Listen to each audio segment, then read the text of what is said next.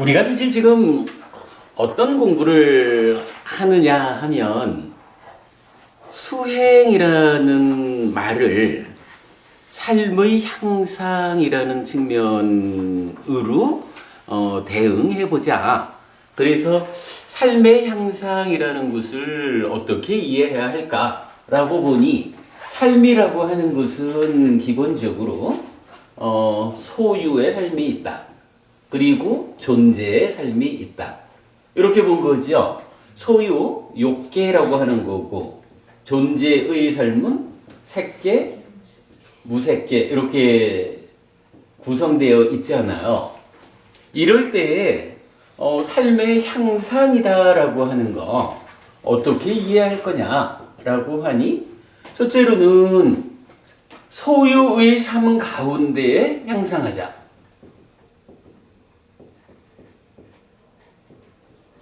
그래서 아직까지 우리가 욕계 중생으로 살고는 있어도 그러나 시간이 갈수록 괴로움은 줄어들고 행복은 늘어나는 곳으로 나의 삶이 변화해야 한다.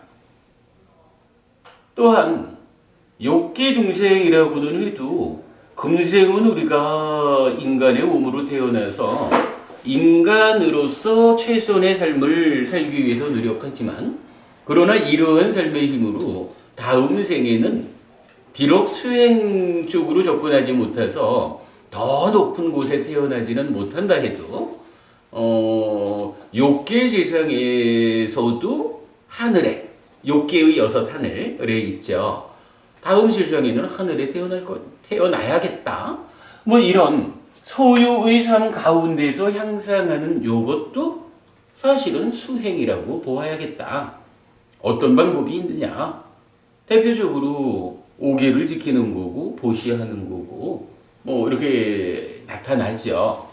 그런가 하면 이 향상이 우리가 뭐 언제까지 욕계 중생으로의 삶만 반복할 수는 없죠. 그러니까 이 삶을 존재의 삶으로 향상하자.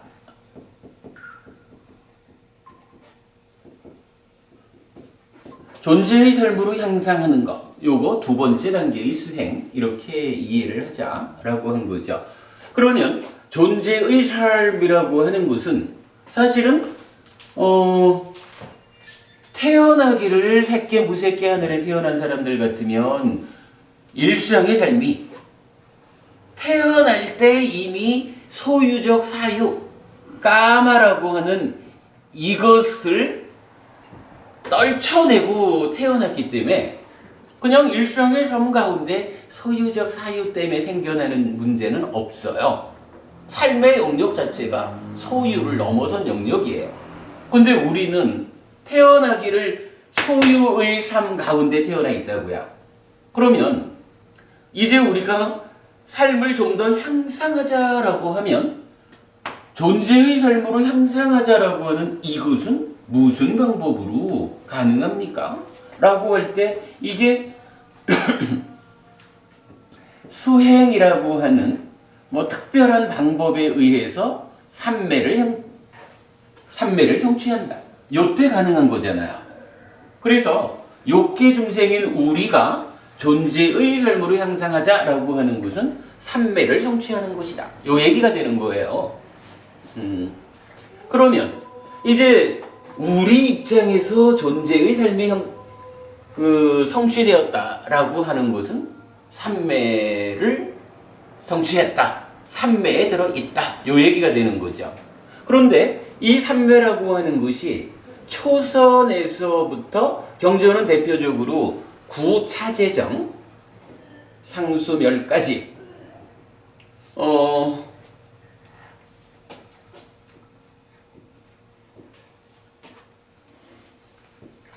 구차재정 9개의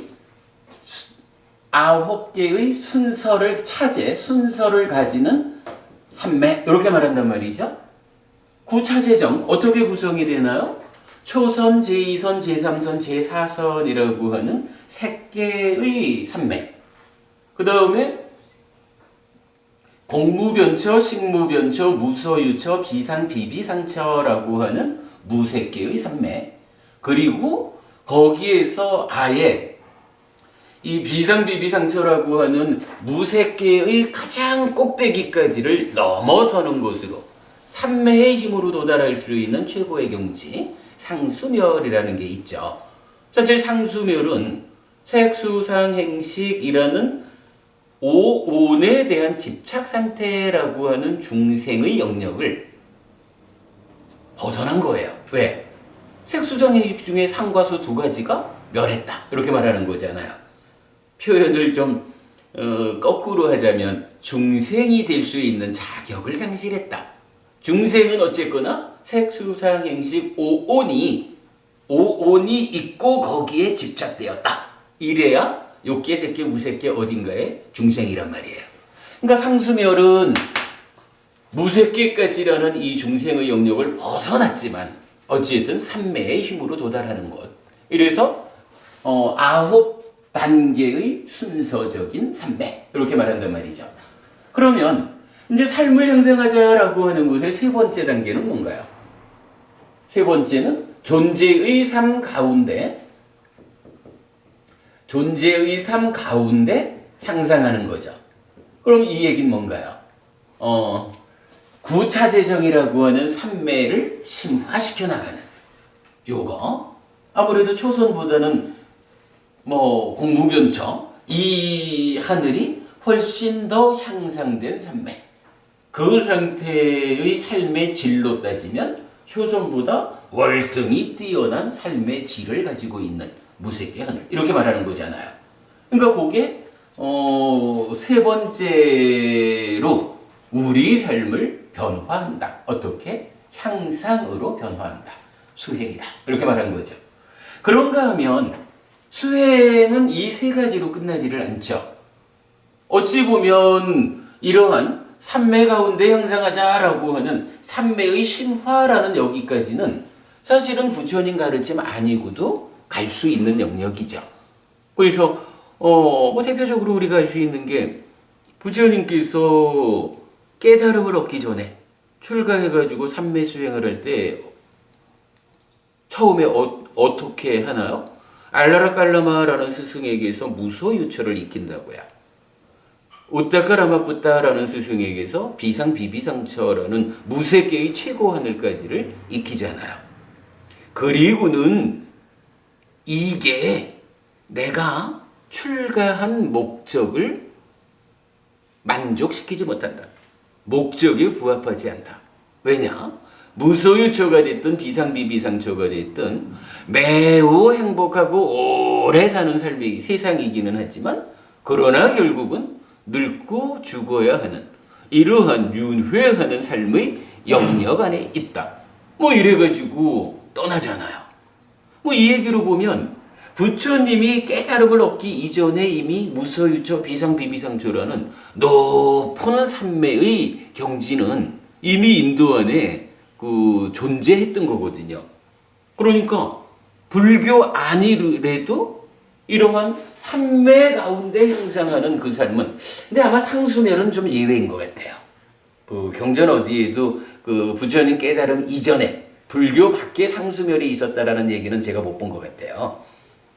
그리고 그 얘기는 타당해요. 상수멸에 들으려면 무엇의 도움이 필요합니까? 이럴 때 사마타 위파사나의 도움이 필요합니다. 이런 이야기가 나오는 거로 볼 때 결국은 사마타 위파사나라고 하는 부처님 수행법의 과정이 도와줘야 도달한다. 이래 되면 부처님 이전에는 상수멸이라는 경지는 없었다. 이렇게 보는 게 맞겠죠. 근데 이제 어쨌든 존재 가운데 형성하는 이론 수행은 불교 밖의 방법으로도 가능하다. 이렇게 보아야 되거든요. 그렇다면 이제 부처님은 마지막으로 어떤 불교만의 고유한 수행의 영역을 제시하나요? 이런 이야기죠. 소유다 존재다. 이 삶을 누가 살지요? 이 삶의 주체. 그렇죠. 이 중생이 바로 나라고 말하는데 오치온이란 말이죠. 나라고 하는 그러니까 경전에서는 요거를 사까야라고 해서 자기 존재 이렇게 어떤 표현을 하고 나죠 이게 나 자기 존재. 그리고 요게 어원적으로 분석을 해보면 사라고 하는 말하고 까야라고 하는 말이 붙어 있는 건데 까야가 이게 몸이란 말이에요. 사라고 하는 말은 뭐 셀프라고도 쓰이기도 하지만 위드라고도 쓰여요. 대표적으로. 그러면 이때는 셀프보다는 위드라는 말을 우리가 이제 말로 써야 되겠죠. 그러니까 나라고 말하는 이 자기 존재라는 거 부처님은 오치온이 나다라고 중생으로의 나의 삶은 색수상행식 오온에 집착된 상태. 그래서 오치온으로의 나를 말하는데 요거 가만 생각해 보면 몸과 함께하는. 여러분 그 유신견이라는 말이 있잖아요.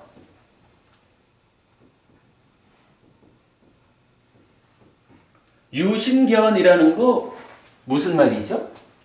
내 몸이 있다. 몸이 있다. 내 몸이 있다. 요 유신견 원어가 뭐냐 하면 사까야 디티예요. 디티가 견해거든요. 그리고 사까야가 뭔가요? 오치온인 나, 자기 존재잖아. 그죠? 그러니까 나라고 하는 견해야. 또는 나에 대한 견해야. 요 얘기예요. 근데 요거를 요 사까야 디띠를 유신견 요렇게 번역을 한 거예요. 무슨 의미인가요? 지금 바로 요 원어적으로 볼 때 까야가 신이야. 사가 위드니까 몸과 함께해 몸이 있어. 이게 유신견이라고 번역을 하면서 유신견이 뭘까? 이렇게 접근을 하니까 사실은 이게 어려운 거예요. 근데요, 이거 그냥 원어적으로 접근을 해보면 사까야라고 하는 자기 존재, 오치온, 요것에 대한 견해라. 그런데 이 견해가 어떤 자리에서 나오는 거냐 하면 뭐 요새 우리 부산법회에서 공부하고 있지만 12연기의 행이라고 하는 거 또는 오온의 행이라고 하는 거 요게 다 무명을 바닥에 깔고 있는 거예요. 무명을 깔고 있는 견해로 사실은 이 사까야 디띠라는 게 나타나거든요. 여기 유신이라는 이 말은 사실은 친절하게 해체적인 번역을 했다 이렇게 보시면 돼요. 아무 의미도 없는 거야 따지면. 그냥 사까야라고 하는 오치온인 나 자기 존재 이렇게 하는 이 자기 존재에 대한 견해인데 이 견해가 무명의 조건 지어진 견해야. 그럼 이건 뭐예요? 나라고 하는 거 달리 말하면 오치온 이랬을 때 그죠? 저기 사카야 자기 존재가 오치온이니까 오치온이라는 것을 원래는 반야연구부님 오치온을요 반야에 입각해서 보면 어떻게 봐야 돼요? 반야, 빤야란 말이야. 지혜란 말이야. 오치온이라는 것을 지혜적 눈으로 보면 무명에서 나온 사견이죠. 아니 그 이전에 그거 말고 예. 그냥 오치온을 놓고 예. 지혜에 입각해서 보면 오치온을 어떻게 봐야 돼요? 공으로 보나요? 질문하고 저도 할 말이 없네. 뭐 쉽게 생각하면 이거지 뭐. 지혜 예, 그러니까 그래요. 이제 지혜적으로 보면 결국 오치온이라고 하는 요것을 어떻게 봐야 돼요? 색수상행식 오온이라는 것이 있다. 거기에 집착이라는 것이 작용을 해서 오온과 집착이라는 두 가지를 조건으로 형성된 것이다. 그런데 이것이 스스로 자기 스스로 나여라는 자아의식을 일으켜서 스스로 나인 줄 알고 내가 되어가지고 내가 살아가면서 괴로움을 만들어가지고 내가 아파하는 거잖아요. 이렇게 보는 게 지혜로 보는 거지 뭐. 사실은 요게 오온과 집착이라는 두 가지의 결합에 의해서 두 가지의 조건 지어져서 생겨난 거지. 그걸 모르고 요 오치온인 자기 존재라는 것을 참으로 나인 줄 알고 아뜨만 고정불변의 실체 본질적인 거 힌두교에서 말하는 신의 분신인 고르한 아트만인 줄 알고 나이여라고 요렇게 잘못 보고 있는 것이다. 사실은 요것이 오온과 집착이라는 두 가지를 조건으로 생겨난 것이다. 여기서 집착을 떼어내면 더 이상 나라고 잘못 알고 스스로 내가 되어가지고 살아가면서 괴로움을 겪는 요러한 삶이 끝난다. 그러한 삶을 끝내는 것을 무엇이라고 하느냐? 참으로 해탈했다라고 말하고 윤회에서 벗어났다라고 말하고 존재의 소멸이라고 말하고 이렇게 보는 게 빤냐 행보부님 빤냐로서 보던 거지요 뭐. 예. 그런데요, 빤냐로서 보면 그거거든. 그런데 왜 여기서 유심견 이런 말을 문제를 삼냐 하면 유심견이라고 하는 이 견해 자체가 지금 요 말이 쓰이는 그 의미상으로는 무명의 조건 지어진 견해라는 게 10업의 그렇죠. 10업 중에 한 가지잖아요. 그러니까 견해 자체가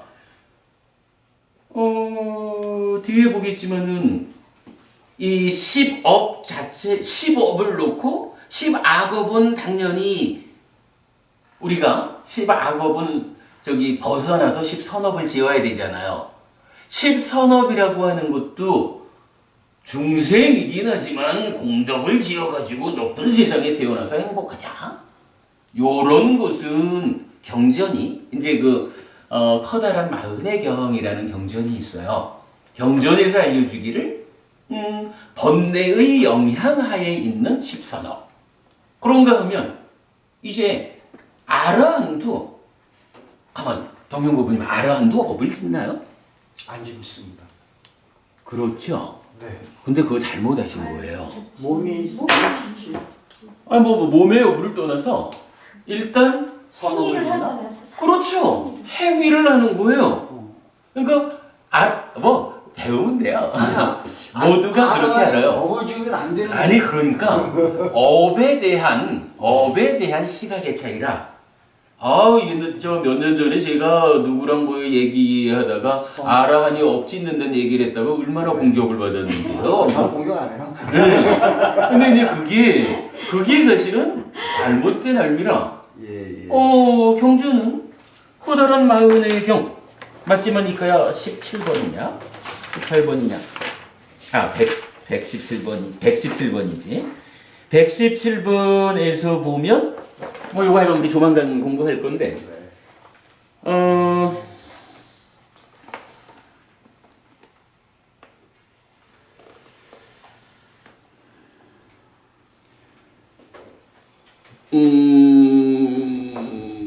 잘못된 견해란 어떠한 것이냐라고 해서 이건 잘못된 견해가 나와요.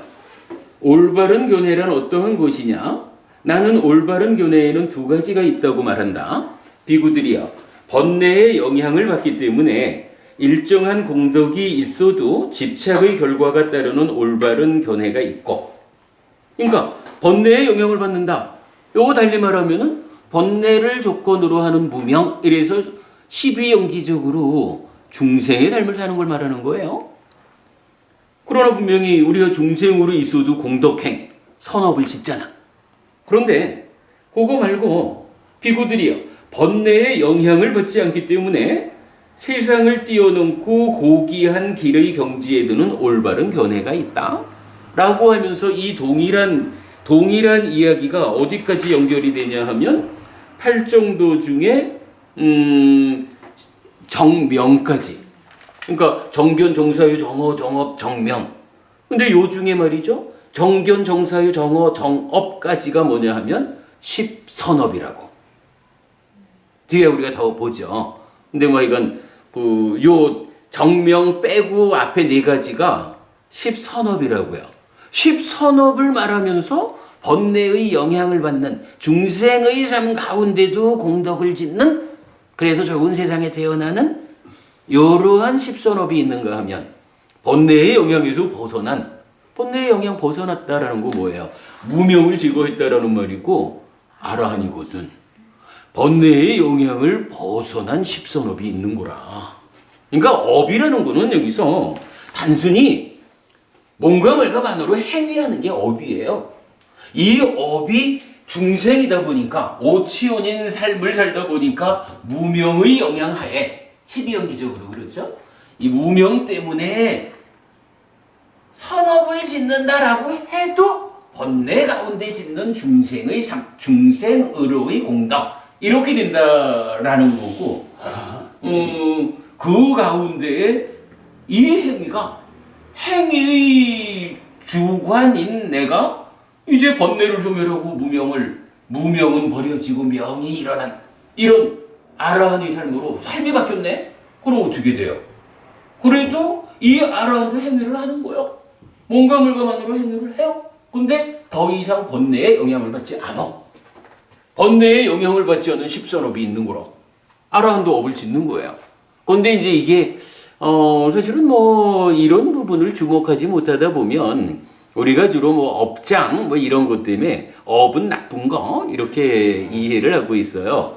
사실은 우리 저 오온에 색수상행식 요 식이 행이 있잖아요.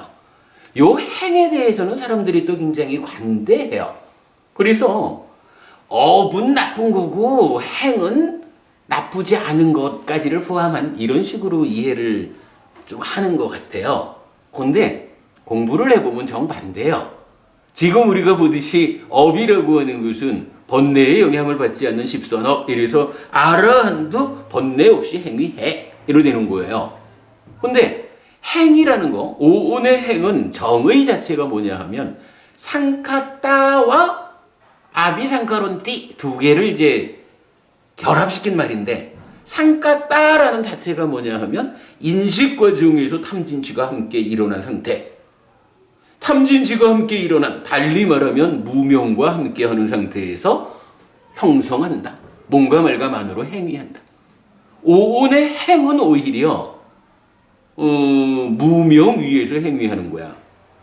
그러니까 아라한은 업을 짓지 않는 게 아니라 아라한은 행을 짓지 않아. 사람들이 이거 거꾸로 알아요. 왜냐하면 행 자체는 약간 무명 위에서 행위하는 거거든. 근데 업은 분명히 지금 제가 읽어드렸죠. 117번경 마지막이니까야. 여기서는 완전히 번뇌의 영향을 벗어난 집선업을 말하고 있거든. 아라한의 삶이거든요. 근데 그러면 스님. 여기서 질문 조금 넘어가요. 이렇게 되면 또 이제 이 사카야 디띠라고 하는 이 자체가 사카야를 친절하게 유신이라고 원어에 입각해서 풀어놓은 거는 좋은데, 요게 너무 이 원어적인 해석해서 몸이 있다는 것은 무엇일까? 몸이 있다고 하는 견해 뭐 이러면서 몸이 있다라는 그 말에서 의미를 찾아내고 견해를 붙이려고 하는 데서 사실은 애매함이 있는 거예요. 근데 우리가 이거를 원어적으로 보면 오치온인 나, 자기 존재. 오치온이니까 소유냐 존재냐 욕계 새끼 무새끼를 사는 중생의 삶. 그리고 그러한 삶에 대해서 견해라고 하는 것이 무명의 영향을 받는 견해. 이러니까 쉽게 보자고요.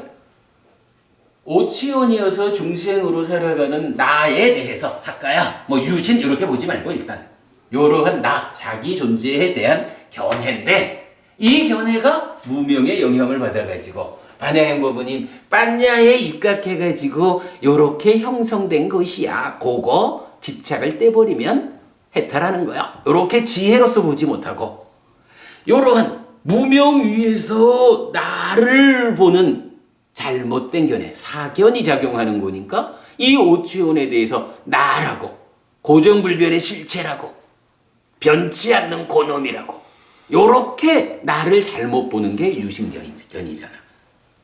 유신견의 요 의미를 하여간 사카야라고 하는 이 원어의 입각에서 보고 견해가 무명 위의 견해이기 때문에 잘못된 것이다. 요렇게 접근을 하면 의미가 명확해요. 근데 요거 하여간 견해는 좀 덮어두고 유신이라는 요 한자적인 측면에서 해석을 하려고 하니까 유신견에 대한 오해가 좀 있는 것 같아요. 뭐 물론 그래도 설명을 하면 결과적으로는 같은 거겠지만 설명하는 과정이 다르죠. 요거 이제 유신견 그렇게 보면 되겠고요.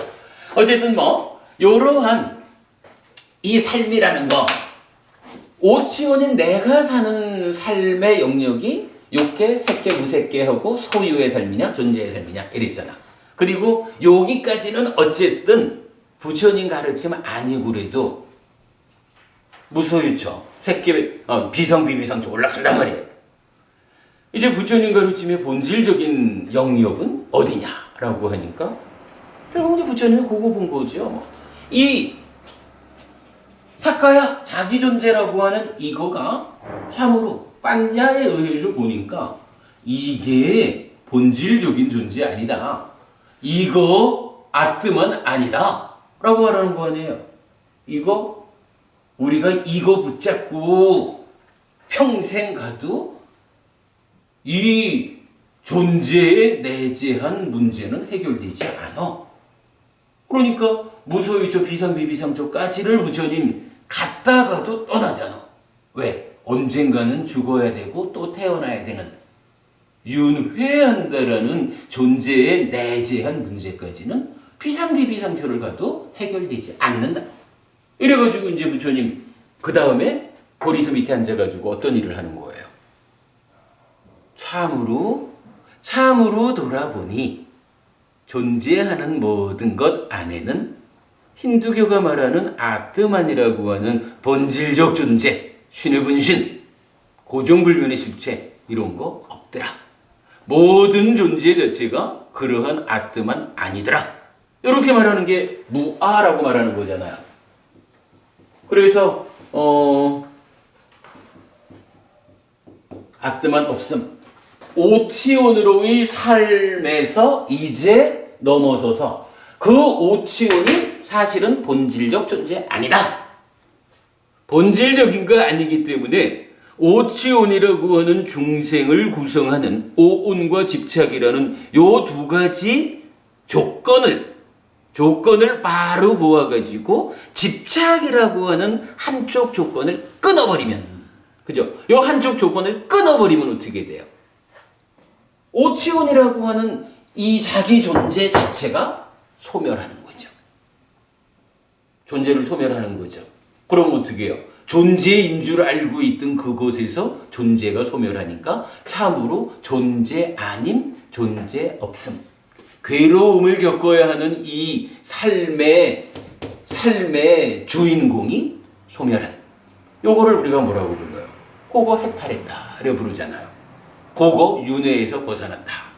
존재를 소멸했다. 삶을 완성했다. 아라한되었다. 이렇게 말하는 거잖아요. 그래가지고 결국 이러한 중생으로의 삶을 어떻게 해요? 벗어난다. 이렇게 말하는 거죠. 그래서 중생으로의 삶을 벗어나서 무아를 실현했다라고 하면 이거를 해탈된 삶이다. 우리는 이렇게 표현하고 있잖아요. 그죠? 그래서 수행이 첫 번째는 소유의 삶 가운데 향상하는 거, 두 번째는 존재의 삶으로 올라서는 거, 세 번째는 존재 가운데 삼매를 심화시키는 가운데 향상하는 거, 네 번째 이제 존재의 삶 가운데에서 참으로 존재의 실상을 모아가지고 존재에 내재한 불만족, 괴로움의 문제를 해결한다. 존재로부터 벗어난다. 그래서 해탈된 삶을 실현한다. 요거 네 번째의 수행. 우리가 이렇게 보고 있는 거죠. 꽤 여러 주 만에 이 수행 네 단계에 대해서 한번 다시 돌아보았는데 오늘은 뭐 얘기하는 김에 유신견 이야기를 좀 우리가 알아봤네요. 유신견 요 의미가 반부부님 요 유신견 어떻게 이해해야 되는지 좀 설명이 되셨나요? 네. 유신견 요 이해의 방법. 그러니까 유신이라는 요 한자적인 번역에 매이지 말고 사카야라고 하는 자기 존재, 나라고 하는 오치원 요것을 보는 무명의 그러니까 무명의 조건지어진 견해. 그래서 오치원을 이것이야말로 나요라고 붙잡고 살아가는 중생의 삶. 고러한 견해가 유신견 사카야디띠.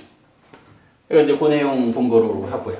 제가 저기 네. 영어 불교 하는 스님이 네. 하는 이제 영어로 이제 불교의 단어들을 번역한 그거에 사카야를 보니까요 그룹하고 이그지스턴스라고 돼 있어요. 그래서 존재의 그룹. 예. 이해가 그렇게 보면 존재의 그룹은 또 무엇을 말하는 건가? 그게 아마 저기 그 전재성 박사님은 오온을 설명할 때 존재의 다발 이렇게 표현을 번역을 하잖아요. 아마 그 사고 방식. 예, 그 그룹이라고 하는 말. 그러니까 사실은 이 오온에 이 온이라는 말이 하여간 무더기, 덩어리. 정 박사님은 다발 이렇게 이제 번역을 하는 거니까 그룹이라는 게 이제 그 의미가 될 거고 거기에서 이제 존재의 다발 이러니까 조금 애매하긴 해요. 모여 있는 상태를 가지고 존재라고 말하는 건데 어쩌면 애매함은 있지만 뭐 그룹이라는 말을 이 온을 번역한 말일 거예요. 다발. 근데 뭐 약간 예. 말씀하셔요. 선생님, 저희들이 지금 제가 구차재정고 말씀이 지금 나와서 그런데요. 부처님께서 비상비비상처를 하셨다가 네. 첫째 우리 스승님 어떤 부거 뭐 있습니다. 우타카라마 부타라고 예. 있습니다. 그때 비상비비상처가 지금 부처님 쪽에 구차재정에서 비상비비상처고 말은 똑같은데 네. 이게 본질도 똑같은 겁니까? 저는 그렇게 생각합니다. 그 비상비비상처라는 말을 예. 두 사람이 한 이야기를 경전에서 묶어놓은 게 아니라 예. 그 우타카 라마푸타와의 수행 과정에서도 부처님이 비상비비상처를 성취한 거고 예. 당신이 구차재정을 말할 때도 당신의 비상비비상처를 말한 거거든요. 그 경전 똑같은 그러시면 그 거죠. 당시 때 그 우타카 그분한테서 구차재정을 비상비비상처를 갈 적에도 네. 초성전부터 다 밟아 올라갔을 거 아니에요? 근데 그거는 좀 달리 봐야 될 것 같습니다. 예. 그거는 뭐 정확하게 경전이 나오지 말을 안 않죠. 해주는데, 예. 예. 일단은, 이게 이제 삼매라는 게 뭐 여러 가지 방법으로 도달하는 거니까, 이 삼매가 얼마나 심화됐느냐, 이 상태에서 무소의 비상비비상서를 갔다면, 일단, 그, 초선이라고 하는 이 바른 삼매, 이 바른 삼매가, 이건 초선, 제선, 제선선, 제선선, 그렇게 알려져 다른 산매라는 말이 예. 나오네요. 이 부분은 다른 그렇죠. 이 부분은 정견으로부터 출발하는 앞에 7가지 필수품을 갖추고 그러니까 필수품을 갖춘 삼매 이래 내오잖아요. 이 부분은 부처님에 의해서 그 뭐라 그러죠? 그 특징적으로 부처님에 의해서 차별적으로 제시된 수행 방법이라고요. 그러니까 그 앞에 있었던 무소유처 비상비비상처를 부처님이 깨달은 부처님의 구차재정 과정하고 같다라고 볼 수는 없을 거예요. 그러니까 어떤 다른 삼매의 방법이 무소유처 비상비비상처까지 끌어가는 거고. 그러나 부처님은 그런 삼매 자체의 의미를 두는 게 아니라 여실직연으로 연결되기 위한 바른 삼매라는 어쩌면 지금도 우리가 이 존재의 삶 자체가 자체가 완성이 아니라 이 존재의 삶 위에서 존재에 내재한 문제를 풀어내자 해가지고 존재에서 벗어남의 과정으로 무아해서 해탈된 삶으로 가는 거잖아요. 그러니까 단순히 이 여실직연으로 연결되기 위한 필수품 7가지를 갖추지 못한 상태로 그 산매가 무소위 저 비상비비상처를 갔다고 해서 그거를 부처님이 알려주는 구차재정의 이 과정을 거치지 않았을까라는 것은 제 생각으로는 맞지 않을 것 같아요. 그것도 이제 바른 산매라는 말이 나오기 때문에 그럼요. 그건 달리 봐야 되죠. 산매는 산매인데 바른 산매가 있고 바르지 않은 산매가 있으니까 바른 그렇죠. 산매라는 말이 나왔을 거니까요. 그럼요. 그리고 그 바른 산매라는 의미는 어쨌든 뭐 이거 잠깐 뒤집어 보면 그런 거죠. 팔정도가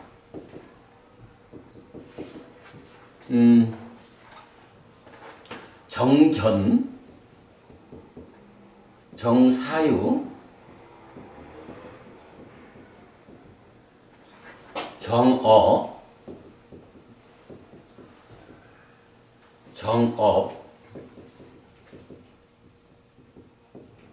정정진, 정염. 이때 요 정염이 뭐냐 하면 사념처 수행 이렇게 정의가 되죠. 분석경에 의하면 그죠? 경전이 알려주길 정염이 사념처다 이렇게 알려주죠. 그리고 팔정도는 요 7가지에 이어가지고 이제 정정 바른 산매 이렇게 나타나잖아요. 정명이 하나까지. 그렇군요. 굉장하시다 이제는. 정명까지. 감사합니다. 어쨌든 이제 요 7가지를 거쳐서 이제 정정 이러는데 이제 경전이 중요하게 해주는 이야기가 뭐냐 하면 요 7가지를 필수품이다라고 말하고 있잖아요. 그리고 이 정정은 필수품을 갖춘 산매 이렇게 말한단 말이죠. 자, 그러면 이거 산매는 산매인데 바른 산매라고 하는 것은 왜 하필 바른 산매일까 하는 데서 한 측면에서는 산매가 산매를 만드는 측면이죠. 어떻게 산매가 만들어질까요? 할 때 요 7가지를 필수품으로 해서 만들어지는 산매가 바른 산매다. 이렇게 말하는 거죠. 근데 이게 우리가 이제 뭐 계속 아는 거지만 산매가 부처님에 의하면 산매가 삶의 완성이 아니잖아요. 산매에 들었다라고 하는 거는 그 산매에 든 상태가 완성된 거요? 이게 아니라 무언가 무언가 삶의 완성을 위해서 필요하다. 무언가 과정이 되는 거죠. 그러니까 이 산매 이후의 과정이 있을 거라고요.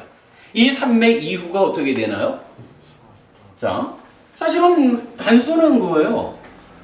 산매는 산매인데 왜 이렇게 특별하게 필수품을 갖추고 만들어져야만 바른 산매라고 할까? 다른 방법으로 만들어진 산매가 접근하지 못하는 어떤 영역이 있다. 이렇게 보는 거죠. 사실은 불교 수행의 그 삶의 완성은 어디로 가야 되냐 하면 사마타 해가지고 시메타를 해야 되죠. 그런가 하면 위파사나 해가지고 해탈해야 되거든요. 요 2가지 상태를 합하여서 뭐라고 하죠? 부동의 시메탈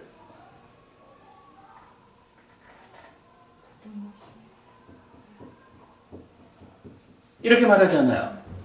그러니까 찢다가 탐진치에서부터 벗어나면 탐진치에서 해방되면 그게 삶이 완성되는 거죠. 괴로움을 안 만들죠. 그런데 그 찢다가 탐진치에서 해방되었다라고 하는 그 상태가 쉽게 만들어지질 않으니까 그걸 하기 위해서 어떤 방법을 써요? 삼매라고 하는 특별한 방법을 쓰잖아요. 삼매에서 탁 눌러줘가지고 찌따를 해탈을 시켰는데 여기 일상의 삶으로 돌아오면 삼매의 힘으로 해탈한 게 삼매에서 나오면 깨지잖아요. 밑에서 나의 내면의 인식 과정에서 탐진치가 올라와서 또 붙잡잖아. 그거 찌따를 해탈시키는 과정이 사마타인데 일상의 삶으로 돌아오니까 또다시 붙잡혀. 그 부분의 문제를 해결하기 위해서 지혜로서 번뇌를 소멸하고 해탈하는 거죠. 요거는 찢다가 그러니까 마음이 해탈하는 거고 해탈은 지혜로서 그러니까 지혜가 윈야나를 도와가지고 번뇌를 소멸함으로써 해탈하는 이게 서로 이제 다르죠. 마음이 주체적으로 그러니까 마음이 해탈하는 주체고 요거 지혜가 해탈하는 거 아니에요. 지혜는 기능이잖아. 찢다는 마음이고 마음이 해탈하고 지혜는 마음이 해탈하기 위한 기능이고 힘이고 그러죠. 지혜라는 힘을 동원해가지고 마음이 해탈하는 거죠. 그리고 그렇게 해탈까지를 해야 일상의 삶으로 돌아와도 찢다의 해탈 상태가 깨지지 않아, 흔들리지 않아. 그거 부동의 심해탈 이러고 부동의 심해탈이야말로 부처님이 지시하는 삶의 완성이죠. 하여간 불교는 이 부동의 심해탈이 완성이에요. 심해탈, 해탈 요 관계하고 부동의 심해탈을 잘 이해해야 돼요. 그런데 이제 문제는 여기서 요거 방금도 사마타에서 심해탈하는 요게 삼매의 힘으로 받쳐줘야 된다 이랬는데 따지면 이런 거예요. 삼매가 어떤 삼매가 필요하냐 삶의 완성으로 가는데 라고 할 때 삶의 완성으로 가기 위해서 필요한 삼매가 따지면 바른 삼매인 거예요. 요 바른 삼매는 만들어지는 측면에서는 앞에 7개 필수품을 갖춰야 돼요. 그래서 합쳐가지고 8개, 8 정도 이러잖아요. 그러면 만들어진 이 바른 삼매는 사마타 위파사나를 하기 위한 토대가 돼야 된다고. 이때 요 자리에서 하나가 나타나는 게 있죠. 예.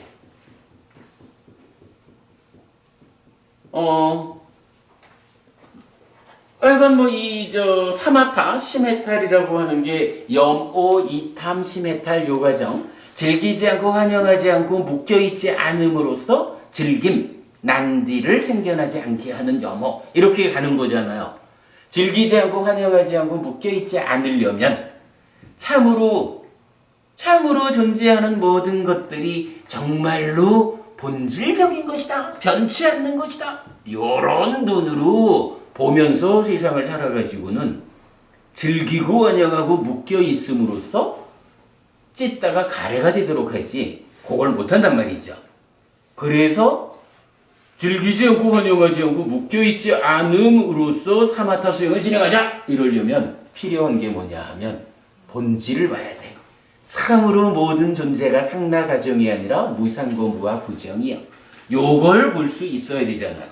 바로 그거죠. 여실직연이라고 하는 요게 존재의 실상 그대로 알고 본다.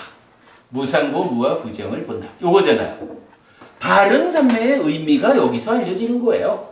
바른 삼매는 여실직연으로 이어지고 이 여실직연이 사마타를 위한 토대가 된다.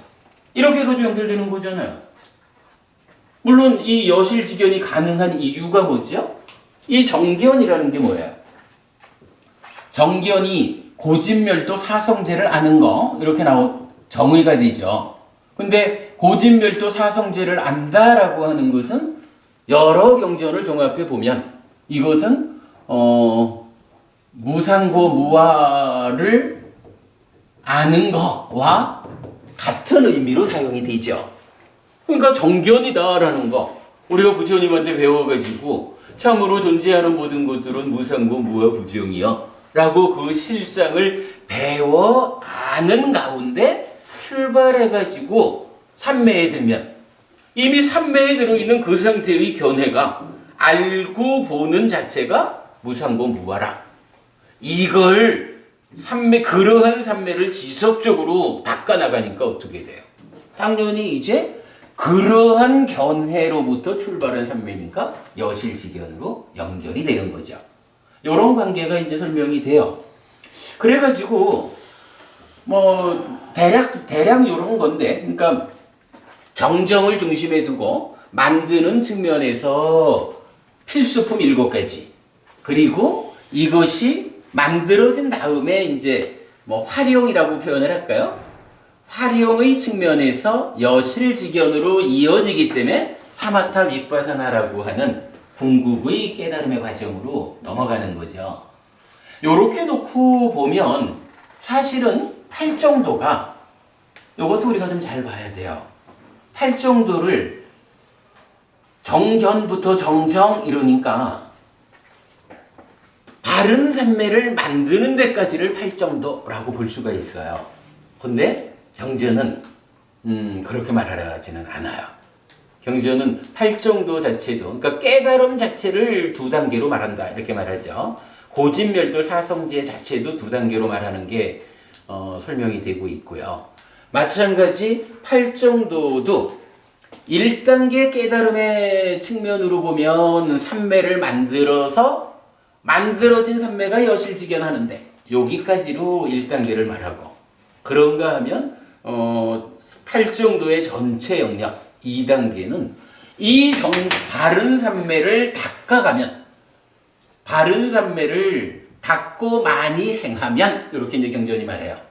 닦고 많이 행하면 여실지견에서 사마타 윗바사나로 깨달음을 성취한다. 이래가지고 사실은 팔정도의 영역이 이 전부인 거예요. 이게 팔정도의 영역이라. 수행을 보면서 우리가 이제 이런 그 구조, 체계를 좀 이해할 필요가 있죠. 어쨌든 팔정도를 이렇게 보아주면 적절할 것 같아요. 일단 질문에 대한 답변 드렸습니다. 자, 그러고 수업을 조금 더 진행하고 시겠습니다. 여기서 이어지는 질문이 있어요? 넘어가죠? 예, 넘어가시죠. 그래도 이참에 그 팔정도라고 하는 수행이 골격은 어떻게 생겨 있는지 이건 잘 본 거예요. 하여간 팔정도는 바른 산매예요. 바른 산매를 만드는 측면에서 필수품 7개가 합쳐져서 팔정도 이렇게 말한 거고, 바른 산매가 성취되었다라고 하는 게 삶의 완성, 수행의 완성이 아니다. 바른 산매가 왜 필요할까? 무엇을 하기 위해서, 어떻게 활용되기 위해서 팔정도, 그러니까 바른 산매가 필요할까? 라고 하면 이 바른 산매가 활용되기를 여실지견으로 이어져서 사마타 윗바사나 하는 토대가 되는. 그래서 산매를 닦고 많이 행한다라는 표현에 의해서 팔정도가 산매의 전후 관계로서, 전후 관계로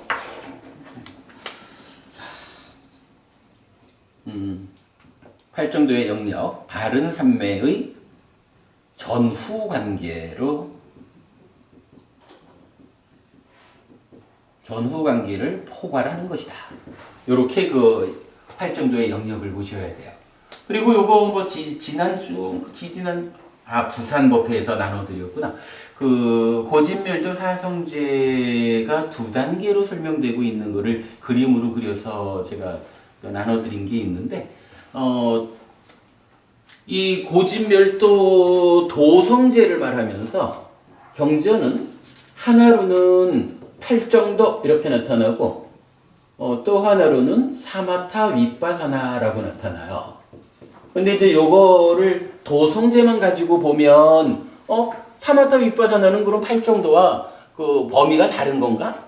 벗어나 밖의 건가? 이렇게 볼 수가 있는데 그렇지는 않아요. 요 고진멸 요 전체가 포괄적인 팔정도와 그 중에 괴로움 중에는 무엇이 궁극적인 괴로움이냐? 오치연.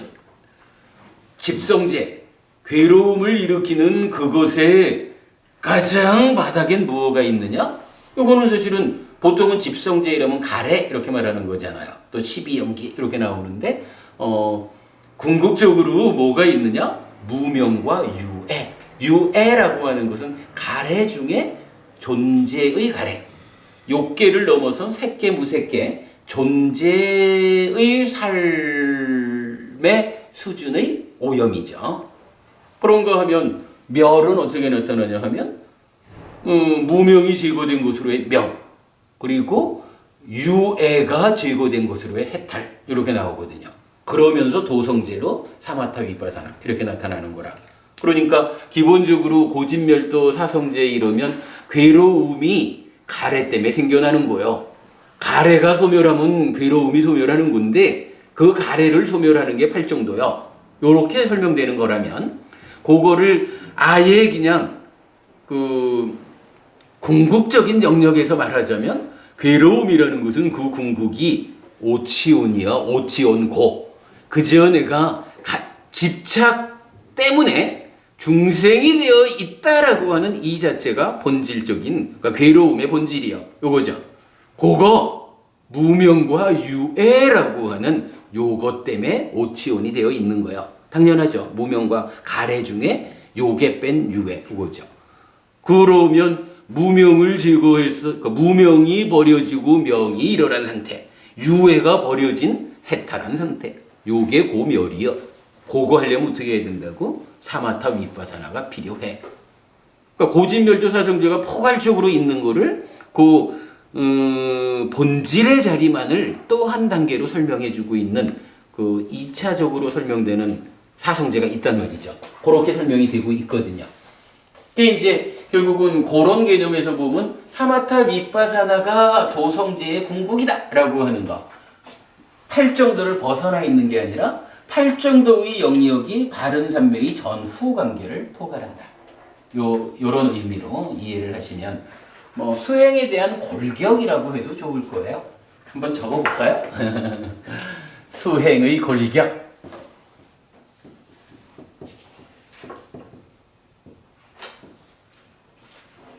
예, 뭐 이렇게 한번 본거를 하고요.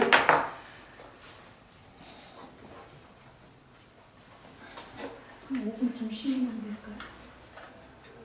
아, 여기서 쉬어도 되겠다. 왜냐하면 이제 제가 이 이야기가 좀 길어져서 그렇지, 이러한 수행, 그러니까 4단계로 수행을 이해하는 가운데, 우리가 지금 뭘 하고 있냐 하면은, 그 중에 첫 번째 단계, 즉, 소유의 삶 가운데 향상하는 요 영역을 하면서 업이라고 하는 측면으로, 그래서 업의 개념이 설명되고, 이제 뭐 행위가 가지는 과와보의 법칙성, 요 부분을 쭉 설명해 왔잖아요. 그 과와보의 법칙성 중에 지난주까지, 우리가 지난주 자주법주까지 이래 왔잖아요. 그 과정을 좀 뒤집고 오늘 공부를 하려고 한 거니까, 거기까지를 하려고 했는데, 여기까지만 하고 좀 쉬었다가 그 얘기 짚어보면 될 것 같네요. 예, 조금 쉬죠. 네. 오늘 스트 2번씩 정면 관장하시고 쉬었다 합시다.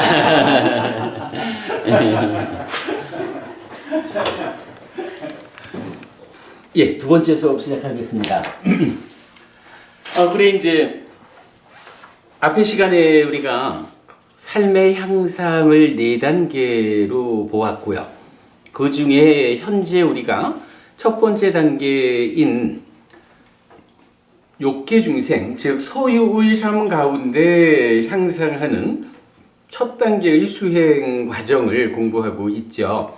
그래서 이 공부 과정을 업이라고 하는 개념을 가지고 시작을 했지요.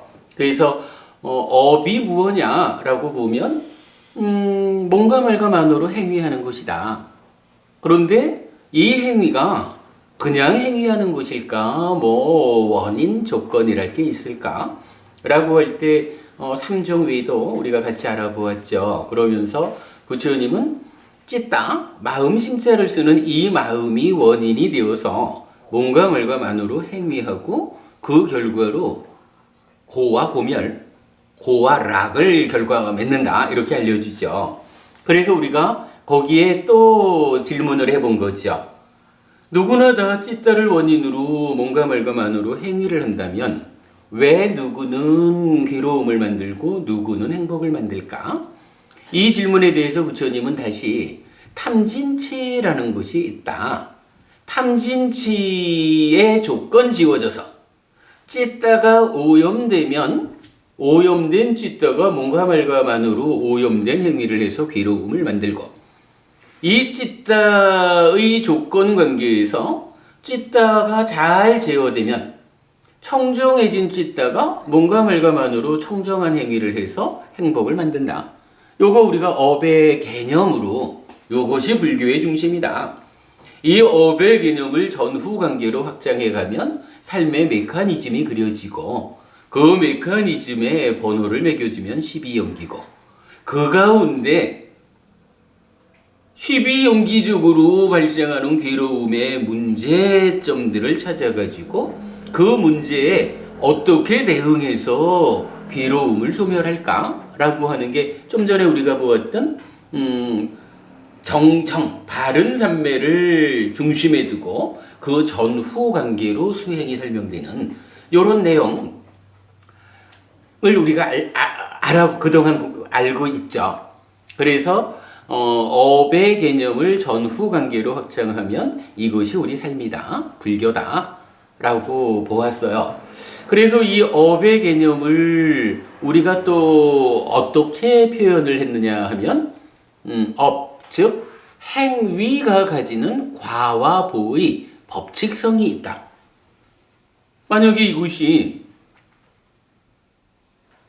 탐진치에 오염된 찢다가 뭔가 말감안으로 오염된 행위를 하면 괴로움이 결과된다 라고 하는 요것이 보통 그러긴 한데 때로 예외가 좀 있어 이렇게 알려지면 사실은 우리 공부의 중심이 흔들리죠. 분명히 이러한 업의 개념은 법칙성을 갖는다. 달리 말하면 예외가 없다. 이렇게 말하는 거죠. 그래서 그 부분을 우리가 표현하기를 행위가 가지는 과와 보의 법칙성 이렇게 말하고 있어요. 그 법칙성 관계를 몇 가지로 좀 이야기를 해본 게 그간 현재는 과거 더하기 현재다 이런 부분 알아보았죠. 그래서 특히 이 과거 더하기 현재가 현재를 설명하는 이 자리에서 현재라는 것도 한면으로는 지금의 행위가 있고 또 한면으로는 지금 나의 삶에 관여하는 다양한 다른 조건들도 있다. 그래서 행위라는 측면에 주목해서 보면 소금덩이경을 대표하는 업장 소멸의 방법이 제시되고 있고요. 그런가 하면 사실은 그 부분에 너무 주목하다 보면 일체유심조적으로 삶을 해석할 수가 있는데 사실은 삶이라는 것은 또 현재의 행위가 그러니까 현재의 행위만이 현재를 결정하지는 않는다라는 측면도 우리가 보아야 했죠. 그래서 일체유심조 유감 이러면서 사실은 내가 최선의 노력을 다해도 다른 조건들의 문제 때문에 원하는 결과를 만들지 못할 수도 있다. 그래서 진인사 대과보라는 표현을 써가면서 이유경 이야기를 우리가 본 거죠. 돈을 벌어야 하는 이유를 잘 알고 최선의 노력을 다했어도 나의 사업은 망할 수도 있고 흥할 수도 있다. 잘 배운 지자는 최선의 노력을 다했는데도 다른 조건들이 적절하지 못해서 재물이 망했다라고 해도 후회하지 않는다. 왜? 내가 할 수 있는 일에 최선을 다했지만 인간으로 태어나서 산다는 삶 자체가 행위 외에도 다양한 조건들이 관여하는 건데 어쩔 것이요? 그야말로 시절 인연이 맞지 않으면 최선의 노력을 다하고도 실패할 수 있지. 그러나 그 부분을 그렇게 보아내면 보아내는 사람은 또다시 재선의 노력을 다하는 삶을 지속하다 보면 이제 다른 조건들이 시절 인연이 잘 도래해가지고 다른 조건들이 잘 결합해지면 다시 일어나고 흥하는 거죠. 이런 부분 내가 중요하게 본 거예요. 그래서 다른 조건들까지 잘 어울려가지고 사업이 흥하면 양면으로 후회하지 않는다라고 이유경은 말해줬죠. 이런 부분 우리가 아주 주목했고요. 그런 이야기 함께해서 또 제가 아주 좋아하는 표현을 하나 했던 거가 과거는 작은 것이다. 현재는 큰 것이다. 과거는 작은 것이고 현재는 큰 것입니다. 이런 표현도 아주 중요했죠. 그러니까 우리가 포기하면 안 됩니다. 이런 이야기. 그런가 하면 이제 지난주에는 이런 행위가 가지는 과와 보의 법칙성의 개념적인 이야기 이후에 그렇다면 과연 경전은 어떤 방법으로 이러한 과와 보의 법칙성을 설명하고 있느냐라고 할 때 세 가지로 보았죠. 첫째로는 아시반다까 뿌따경 해가지고 호수에다가 돌덩이를 던져놓고 아무리 돌아 떠올라라 라고 빌어도 찬성을 해도 떠오르지 않는다. 동명부분이 왜 떠오르지 않는다 했죠? 물보다 무거워. 그죠? 물보다 무거운 건 가라앉게 마련인 거죠. 세상의 이치가. 역으로 물속에 들어가서 기름단지를 깨면 기름은 떠오른다고요. 왜 떠오를까요? 그렇죠. 세상 이치가 물보다 가벼운 기름은 떠오르기 마련이거든요. 그러한 이치처럼 10악업을 짓는다라고 하면 이 악업이 가지는 과와 보의 법칙성에 의해서 돌덩이가 물보다 무거워 가라앉듯이 10악업의 행위자는 그 과와 보의 법칙성에 의해서 지옥으로 갈 거고 10선업이라고 하는 이 착한 업을 지은 사람은 그 행위가 가지는 과와 보의 법칙성에 의해서 하늘로 올라갈 거다. 부처님 보고 부처님 저 죽은 사람 하늘로 데려다 줄 수 있습니까? 라고 질문했을 때 부처님은 꼭 표현은 그래 안 하시지만 이러한 비유를 통해 가지고 자기 스스로 행위를 통해서 결정하는 일을 나보고 해달리지 마라. 이렇게 이제 알려주시는 거였죠. 그런가 하면 이제 두 번째 그룹이 뭐였나요? 마치 누가 있어 그를 데려다 놓는 것처럼 이러이러한 업들은 그를 지옥으로 이끌고 이러이러한 업들은 그를 하늘로 이끈다. 그래서 마치 누가 있어 그를 데려다 놓는 것처럼 이라는 이제 요 표현 하나에 주목했죠. 지난주 제가 내려가서 그동안 정리되어 있던 것보다 아예 좀 검색을 통해 가지고 전체적인 경전, 요 표현이 나타나는 전체 경전을 카페에 또 정리해서 올려놨습니다. 참고하시고요. 그 다음에 세 번째로는 뭐가 있었나요? 한 문건에서는 자등명, 법등명 이렇게 나타나지만 니카야적으로는 자주 법주, 스스로 섬이 되어라, 법으로서 섬을 삼아라. 스스로에게 의지해야지 남에게 의지하지 않아야 한다. 법을 의지처로 삼아야지 다른 것을 의지처로 삼아서 안 된다. 라고 하면서 결국은 내 삶의 주인공은 나지요. 내가 스스로 법에 의지해서 내 삶의 향상을, 내 삶이 더 이상 괴로움의 바다에 빠져서 허우적대지 않는 향상하고 행복한 삶을 스스로가 실현해야 한다. 이런 부분까지 지난주에 본 거죠. 이건 우리가 소유의 삶 가운데 향상하자라는 이 첫 단계 수행을 설명하는 과정이 이런 이야기들까지를 가지고 왔어요. 사실은 깊은, 그러니까 높은 수행의 경지를 우리가 좀 뒷이야기로 본다면 지난 여러 주 동안에 우리가 업과 관련해서 공부한 이 내용은 정말로 우리 삶을 올바르게 이끄는데 기준이 되는 이야기다라는 부분 아무리 강조해도 뭐라 그러지? 아무리 강조해도 지나치지 않아. 예, 맞죠? 뭐 그런 것 같고요. 자, 오늘은 뭐 시간이 많이 갔습니다만은 잠깐 동안만 한 가지 주제를 좀 보려고 합니다. 이제요, 여러분 우리 멋진 표현 한 가지를 또 만들어 봅시다.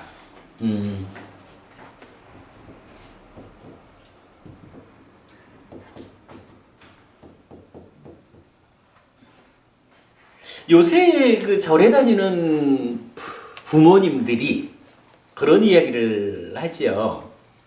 우리 애들을 좀 절에 데리고 오고 싶은데 수험생이에요. 고등학생이에요. 뭐 대학 가야 되니까, 아니면 대학 다니고 있는데 요새 취업이 너무 힘들어서 도저히 절에 데리고 올 수 없어요. 뭐 이런 이야기를 많이 해요.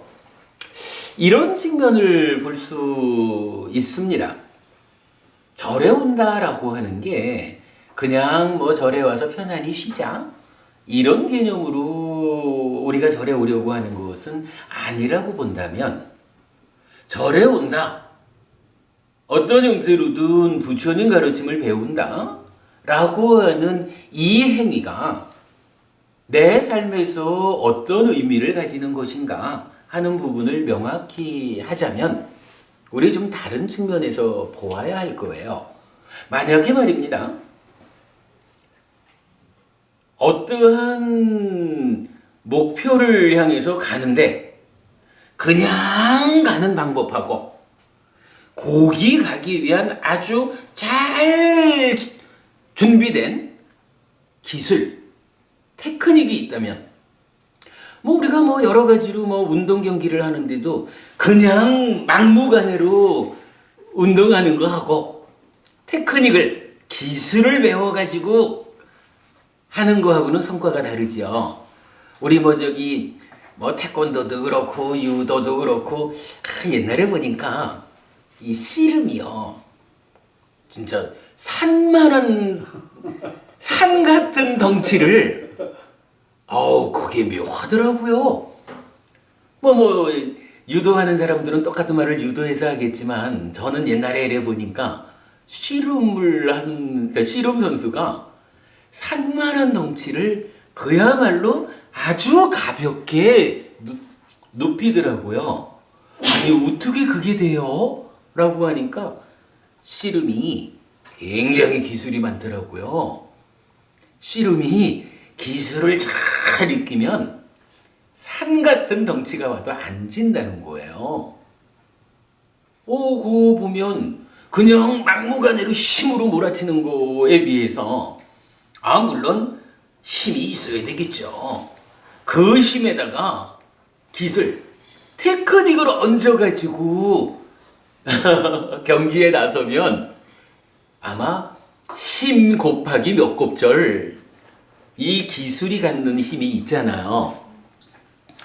만약에 고등학생, 수험생한테 똑같이 공부를 하는데 친구하고 내 아들하고 똑같이 하루에 10시간씩 공부를 하는데 이 10시간 공부의 효과가 그냥 열심히 공부해서 100이라는 효과를 낼 수 있는데, 만약에 공부하는 가운데에 어떤 테크닉을 좀 얹어가지고 똑같이 10시간을 했더니만 500점의 성과를 냈어. 100점이 500점이 됐어. 만약 이랬다 하면 이 테크닉은 좀 배울 필요가 있겠죠. 어쩌면요, 정말로 10시간 똑같이 공부를 했는데 테크닉을 얹으니까 500점이 나오더라 이런다면, 그 중에 1시간쯤은 빼가지고, 자, 9시간은 공부하자. 그 중에 1시간은 빼가지고 테크닉을 익히자. 이러되면요, 1시간 빼고 9시간만 공부를 해도 테크닉을 익히게 되면 테크닉의 힘으로 5, 9, 45, 450점이 나오는 거예요. 만약 이런 테크닉을 가질 수 있다면요. 테크닉부터 배워야겠습니까? 힘으로 몰아쳐가지고 공부만 열심히 해야겠습니까? 우리가 이 개념을 좀 보려고 그래요. 아이들 학교 다니는 문제도 그렇고 아이들 취업해야 되는 문제도 있고 사실은 모든 사람들의 삶이 향상하고 갈수록 괴로움은 줄어들고 행복은 늘어나는 이러한 삶을 실현하는 테크닉이 있다면 만사 지쳐놓고 테크닉부터 배워야 되겠죠. 네. 만약에 우리 부모들이 부처님 가르침에 이런 테크닉이 있다라고 보아낸다면 우리 아이 1시간 늦게 아니면 학원 하나 빼먹고라도 절에 데려오는 일이 좀 어렵다면 절에 와서 엄마가 배워가지고 집에 가서 아이들 앉혀놓고 지금부터 테크닉을 익히자 라고 1시간 정도는 테크닉을 위해서 쓰는 것이 현명할 수 있잖아요. 테크닉이 있다면. 그런 측면에서 이제 이 업의 이야기가 좀 접근해 볼 수 있을 것 같아요. 사실 이제 아이들 이야기를 하니까 하나의 예를 들어보자면 사실은 수행이라고 하는 거는 대단한 테크닉이지요. 예를 들어서 아이들이 책을 어떻게 그려야 되나? 책을 50분간 책을 본다라고 할 때요. 어떤 아이는요. 앉아서 50분간 공부는 하는데 실제로 눈은 어떤지 몰라도 내 마음이 책으로 가 있는 시간은 10분밖에 안 되는 아이도 있을 거예요. 그런가 하면 어떤 아이는 한 30분 정도는 마음이 책으로 가 있어요. 이렇다 그러면요. 그냥 단순히 비교를 하면 50분 중에 10분 동안 내 마음이 책에 가 있었어? 한 아이가 10점을 받는다고 하면 그냥 산술적으로 비교하면 30분 책에 가 있던 아이는 30점을 받는 것이 일반적인 원리겠죠. 만약에 어떤 방법을 통해 가지고 50분을 내내 마음이 책에 가 있다라고 한다면 산술적으로만 봐도 50점은 받겠죠. 10분 동안 마음이 책에 갔던 아이에 비하면 5배. 좀 전에 제가 만약에 어떤 테크닉이 있어가지고 100점이 500점이 된다면 불가능한 얘기 아니죠. 그리고요, 요거 50분 내내 내 마음이 책을 보았어. 그래서 50점을 받았어. 라고 하는 요런 거를 사실은 일반적으로 뭐라고 불러요? 집중이죠. 예. 이 집중을 약간 보통 하는 말로 이제 책에 대한 이야기니까 독서산매 이런 식으로 또 말을 하죠. 독서산매라는 게 뭐예요?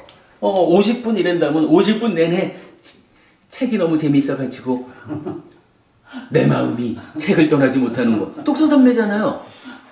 그죠? 집중이라고 말하고 산매라고 말하는 요거 아이들 보고 독서산매에 들어야 된다. 집중해라. 50분 내내 네 마음이 책에 가 있어야 된다. 요렇게 요구하면 되나요? 안 되잖아요. 요거 어떻게 해야 되나요? 근데 이게 방법이 있으니까 독서산매에 들겠지 어떻게 하면 될까요? 이게 여러 가지 방법은 있을 거예요. 예를 들어서 부처님 가르침이 중국에 알려지지 않은 상태에서도 독서산매가 있었을 테니까. 그러니까 하여간 뭐 공부하는 사람들이 책에 집중하는 여러 방법이 있겠죠. 그런데 이제 아마도 독서 선매에 들자라고 하는 요일을 가장 효과적으로 하는 방법이 있다면 제 생각에는 광희법부님 뭘까요? 내용에 대한 흥미가 아닐까요? 돈. 어? 돈. 영이지 불교적으로 보면 사티. 그러니까 흥미다 돈이다 하는 이거는 흥미나 돈이나 이거는 그 동기를 부여하는 거고 사실 우리가 지금 보자라고 하는 것은 테크닉이죠. 그죠? 4년조 수행이 뭐예요? 호흡을 봅시다 이러면 나의 만호가 호흡이 주는 그 감촉을 놓치지 않고 관찰하며 머물자. 그래서 만호가 감촉을 놓치고 떠나면 사띠라고 하는 만호를 관찰하는 나의 만호가 지금 뭐하고 있지? 라고 발견하는 기능, 힘. 요 사띠가 만호가 떠났구나! 라고 발견해가지고 돌아가! 라고 되치는 거 아니에요. 발견해서 되치. 그래서 아따삐 삼파자노 사띠마라는 게 뭔가요? 나의 만호가 호흡의 감촉을 놓치고 떠났구나! 라고 발견하면 호흡 수행 중에는 오직 호흡만이 옳은 것이요. 나머지는 다 틀린 거요. 이래가지고 옳고 그름이 판단되는 거. 삼파자나 이렇게 말하는 거죠. 그래가지고 옳음은 유지하고 그름은 버리고 옳음으로 되돌리는 노력. 아따삐 이러잖아요. 그래가지고 상염초 수행, 호흡 수행으로 보면 오직 호흡에서 호흡을 놓치지 않고 관찰하며 머문다. 그런데 만우가 호흡의 감촉을 놓치고 떠나면 사띠가 얼른 발견해서 틀렸어 돌아가자 라고 해서 되돌리는 이 훈련을 통해 가지고 뭐 하는 거예요? 나의 만우가 호흡을 떠나지 못하게 놓치지 않고 관찰하며 머물게 해주는 거고 그러한 상태를 집중이라고 말하고 삼매라고 말하는 거잖아요. 그러면요 독서 삼매도 마찬가지 아닐까? 이제 상염초 수행을 통해 가지고 이렇게 나의 만호가 떠날 때마다 발견해서 되돌리는 이런 힘이 생기면 이제 우리 아이들한테 동명법부님 흥미 있는 말씀이죠. 예. 그럼요. 아이들 공부가 과외 하나 더 시켜서가 아니고 아이한테 매일 30분씩이라도 호흡 보는 수행을 해보자. 의뢰하면 호흡 보는 수행을 통해서 힘이 쏟은 사띠가 50분 동안 어차피 50분 공부하고 10분 쉬는 거잖아 애들이.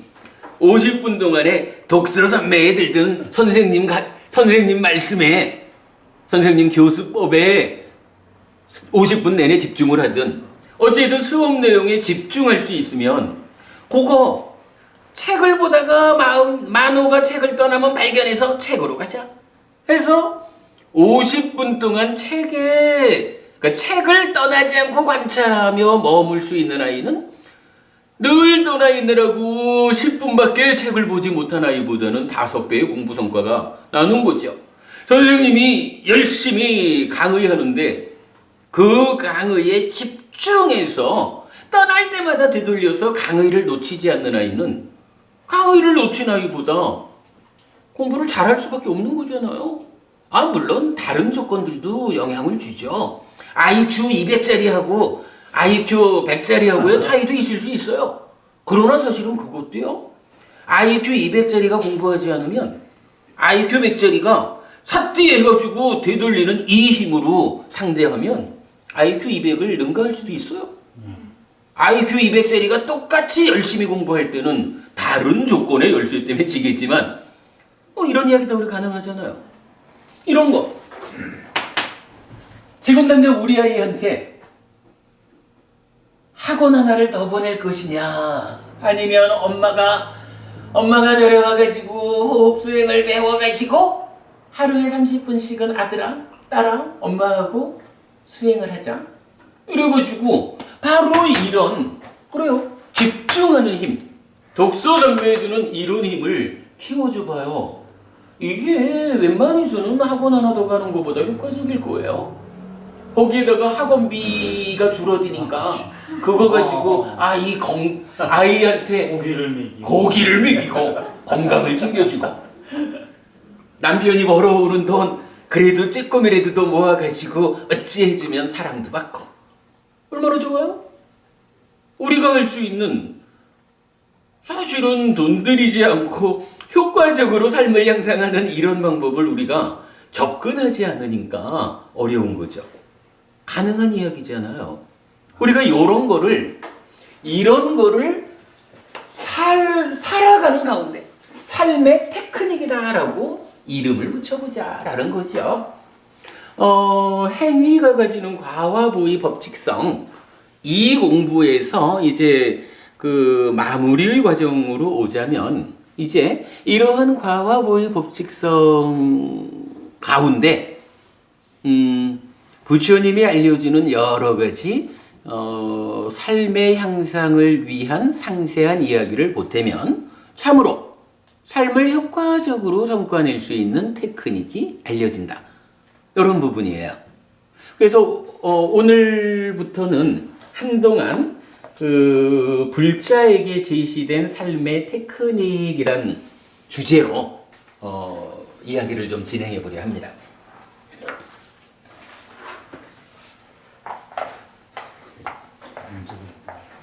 애한테 가르치려면 본인부터 할 줄 알아야 돼.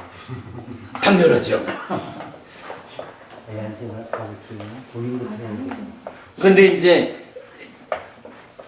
내가 하기가 좀 어려운 형편이다 라고 하면 별 수 있나요? 뭐 애들 과외 선생한테 과외 보내듯이 선생님한테 엄마가 네 가르치는 일이 어렵다. 절에 가서 좀 배워라. 할 수도 있는 거지. 자, 우리 이런 그 삶의 테크닉이라는 커다란 주제를 놓고 첫 번째로 한 가지 내용을 보려고 합니다. 우선 제가 이 책입니다. 이 책을 좀 다시 인쇄를 좀 하든지 아니면 좀 다시 만들든지 해야 할 것 같은데 일단은 조금 읽어볼게요.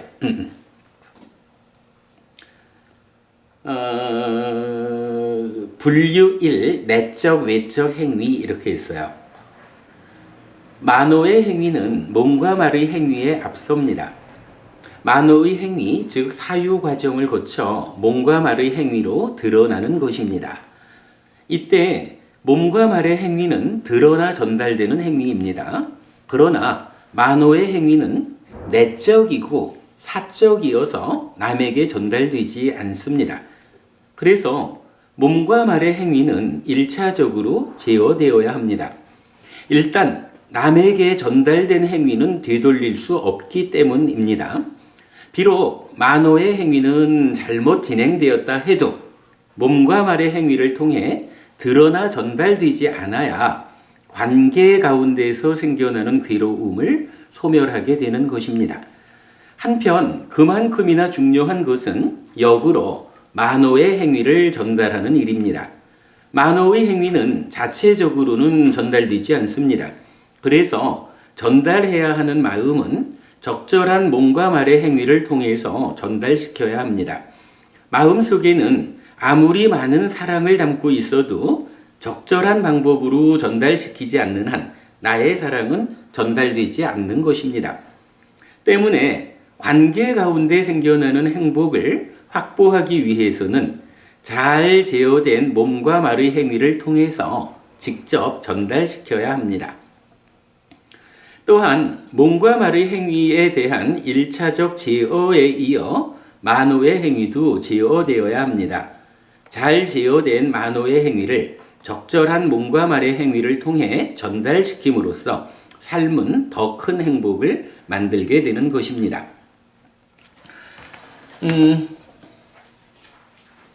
일단 뭐 이런 이야기죠. 업이라고 하면 몸의 행위, 말의 행위,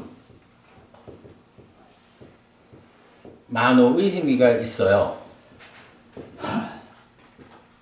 그런데 우리가 좀 눈여겨봐야 되는 거죠.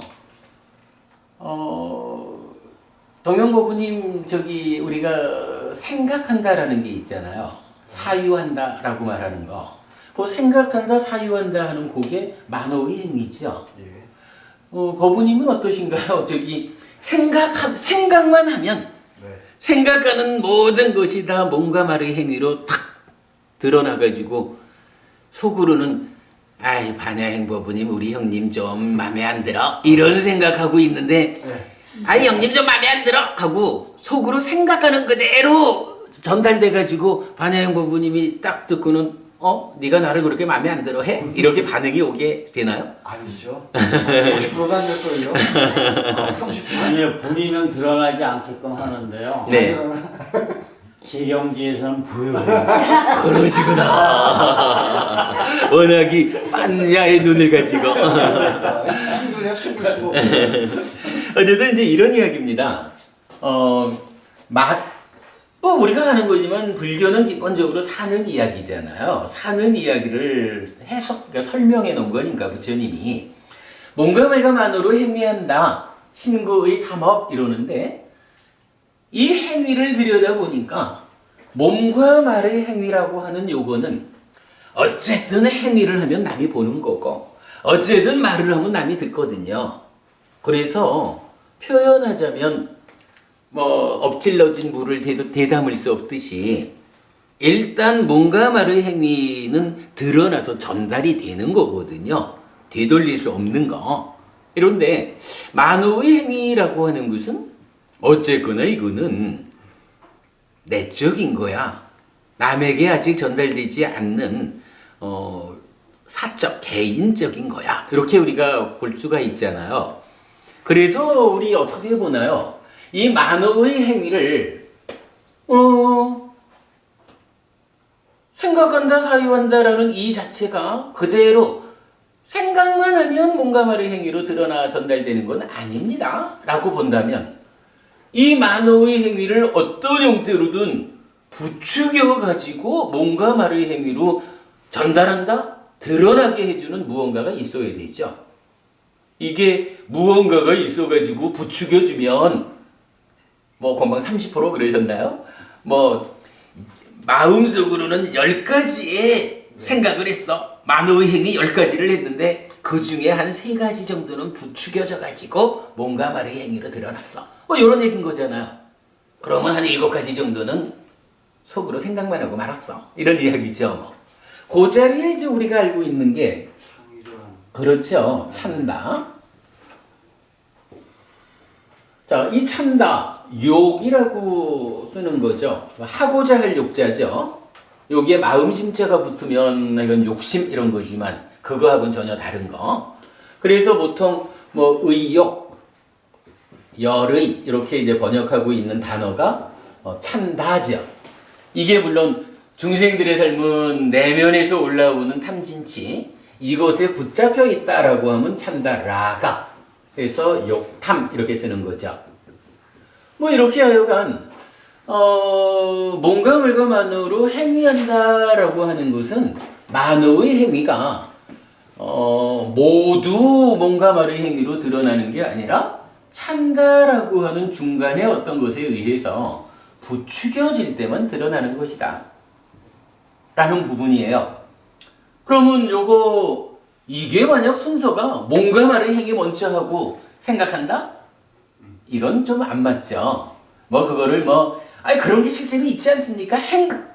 반사적으로 행위하고 생각하지? 이렇게 말할 수도 있겠지만 엄밀하게 따져보면 그 모든 것이 순서는 일단 얼마나 빨리 지나갔는지 모르지만 만호의 행위에 이어서 몸과 말의 행위가 반사적으로 나온다. 이렇게 봐야 되겠죠.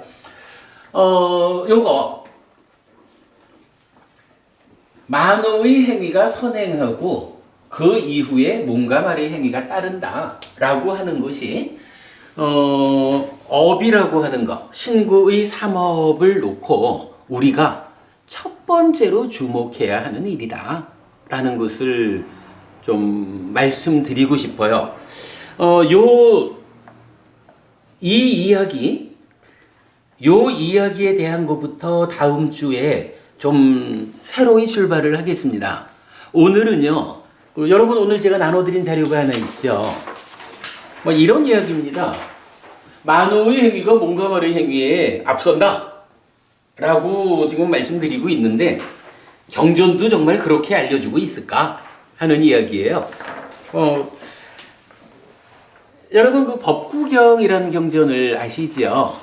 법구경에 나와 있는 많은 개송 중에 1번, 2번 두 가지 개송이 이렇게 나타나요. 마노 뿌빵가마 담마 마노 세타 마노 마야 마나사제 빠뚜테나 바사띠와 까로띠와 따또낭 두카만 외띠 짝깡와 와하또 빠당. 뭐 쭉 이제 제가 단어들을 좀 찾아서 적어드렸고요. 요거 이제 어떻게 해석이 돼야 되냐 하면 사실은 여기에서는 우리가 제일 주목해야 되는 게 담마라고 하는 말이에요. 자, 마노푸빵가마 담마 이렇게 나오잖아요.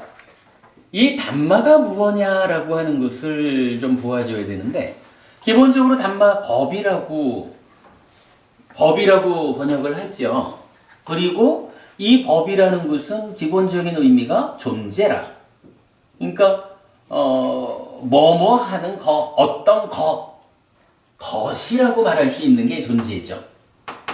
근데요, 이 법 존재라고 하는 것이 경전에 따라서는, 그러니까 업이라는 영역에서 보면 10선업을 10가지, 그러니까 10선업을 말하면서 그거를 10가지 법이다, 담마다 이렇게 말하는 경전이 있어요. 10악업을 말하면서도 그 업이라고 하는 것을 법이라고 표현하는 경전들이 있어요. 근데 그게 사실은 가능해요. 행위라고 하는 것도 이 행위라고 하는 이거요. 물질적인 어떤 거는 아니지만 행위라고 불리우는 어떤 거잖아요. 그죠? 이 행위라고 하는 것도 분명히 행위라는 이름으로 불리는 어떤 존재라고요. 있는 거거든. 그러니까 행위를 말할 때 담마라고 말을 해요. 그래서 이게 이제 그동안 보면은 이 담마를 업이라는 의미로 연결을 시키지 않아 가지고 마노 뿌빵가마 담마 이러면 마노는 이제 신구의 그래서 의죠. 뿌빵가마 앞서가는 것이다 이런 얘기라. 그러면 마노가 앞서가는 어떤 거 이렇게 이제 주로 이해를 해서 번역이 되어 있는데 저는 요거를 담마를 어차피 이 마노라고 하는 마음이 차지하는 자리가 있으니까 이게 지금 이 전체적인 내용으로 보면 결국은 몸과 말과 마노의 행위 영역에 적용되는 말이니까 이 마노가 앞서가는 담마다라고 하는 요거를 굳이 다른 말로 생각할 게 없어요. 마노가 앞에 있는 행위다. 마노의 행위가 몸과 말의 행위에 앞서는 것이다.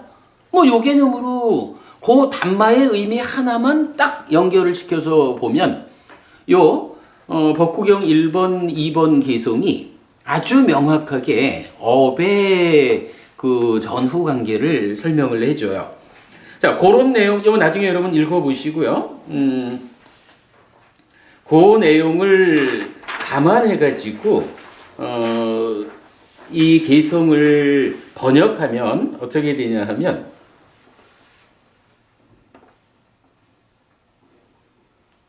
어딘가.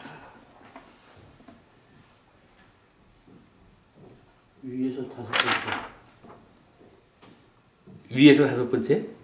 뒷장은? 예. 행위는 만호의 행위. 그렇네요. 이 참, 제가 써놓고도 못 찾아가지고. 예.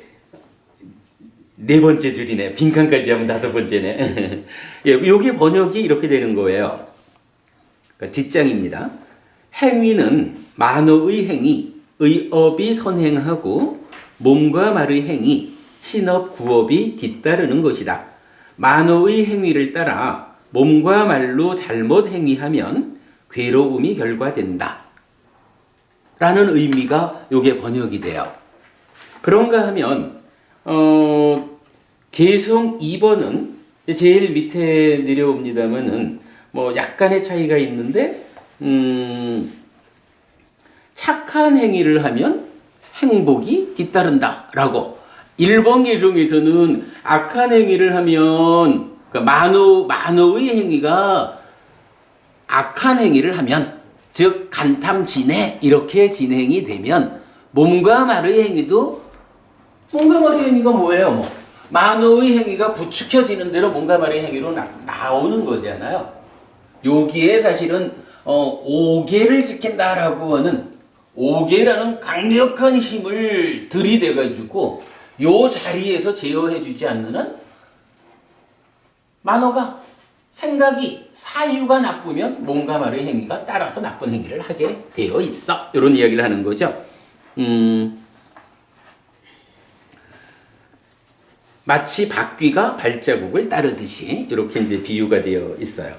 그런가 하면 이제 두 번째 개성은 동일한 내용을 착한 업을 지으면 마음속으로 좋은 생각을 하고 있으면 그것이 부추겨져 가지고 몸과 말의 행위로 드러날 때는 몸과 말의 행위가 선행을 짓는 것이요. 이렇게 이제 번역이 되거든요. 그래서 이제 요거 저는 뭐 여기에서 뭐 특별한 다른 이야기를 하려는 건 아니고요. 우리가 몸과 말과 만호의 행위가 내적이다, 사적이다, 외적이다, 공개된 것이다 라고 하는 이 하나의 구분 관계를 보여준다는 거. 그래서 생각하는 것, 만호의 행위가 일단은 먼저 있고 난 다음에 몸과 말의 행위가 부추겨질 경우에는 뒤따르고 하는 요러한 업에 대한 우리 삶에 대한 이해가 필요한데 요 이야기를 법구경 1번, 2번 두 가지 개정이 그러한 이해를 뒷받침해주고 있다라는 거 그 얘기까지만을 오늘 한 거로 하지요. 내가 요 나눠드린 자료는 여러분 쭉 읽어보시면 개성 두 개를 이렇게 해석하는 것이 타당하겠다라고 아실 수 있을 거예요. 그러면 오늘 이렇게 삶의 테크닉의 첫 번째로 우선은 만호의 행위가 앞서고 나서 몸과 말의 행위는 뒤따르는 것이다 라는 요 한 가지 관점을 우리가 주목한 거로 하고 요기와 관련한 좀 더 구체적인 이야기를 다음 주에 하도록 하겠습니다. 사실은 이게요 굉장히 큰 의미를 가져요. 특히 여러분 저기 자비시사 사무량심 이버브님 사무량심 잘 아시죠? 사무량심이라는 거하고 짝을 이뤄가지고 함께 나타나는 게 있죠. 자비시사 사무량심과 함께 보통 같이 나타나는 게 뭐죠? 동사섭이 아니고 사섭법이라는 게 있죠.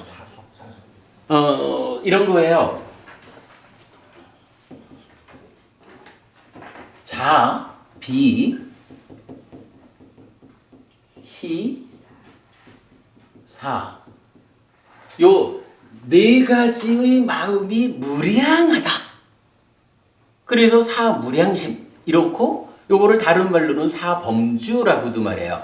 이 네 가지 깨끗한 마음에 내 마음이 머문다.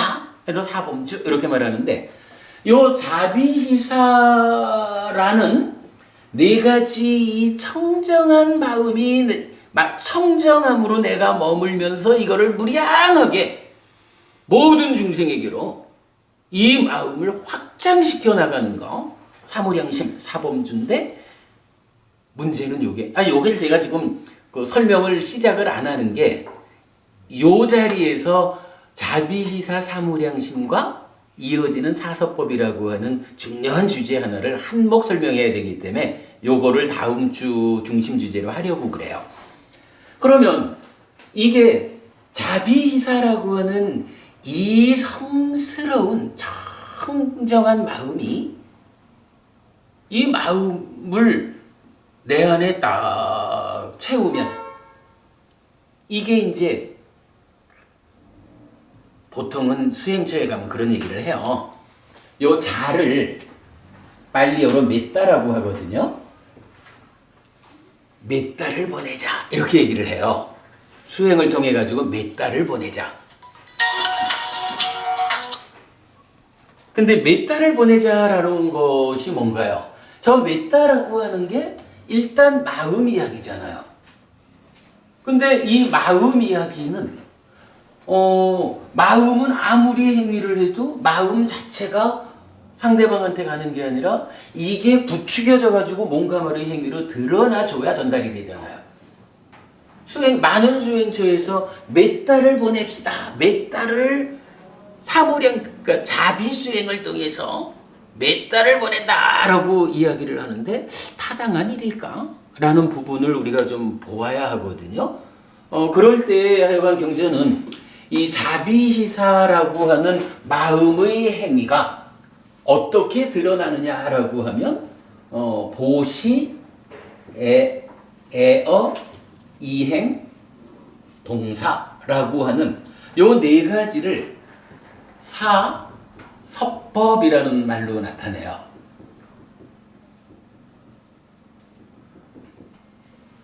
보시하는 행위, 사랑스럽게 말하고 이익되게 행위하고 함께하는 요것은 뭐예요? 몸과 말의 행위잖아요.